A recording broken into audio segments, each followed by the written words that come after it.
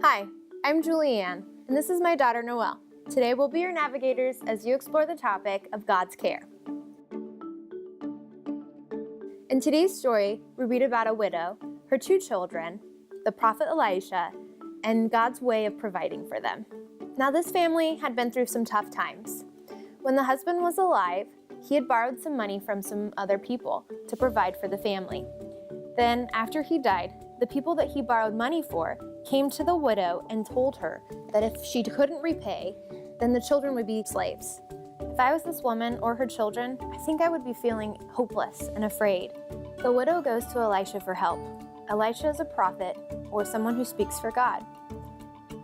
Then Elisha asks her what she has to work with, and she tells him that all she has is a little jar of oil.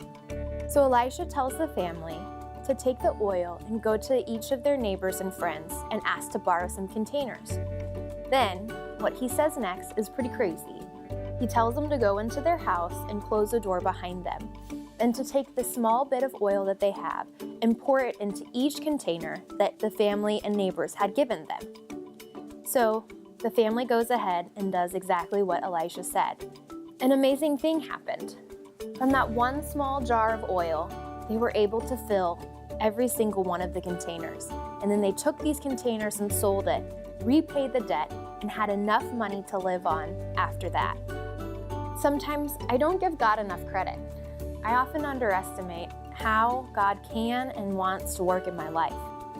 What happens is when I'm faced with a problem, I'll sit there and exhaust every single thing that I can do to fix it rather than first going to God or asking for help.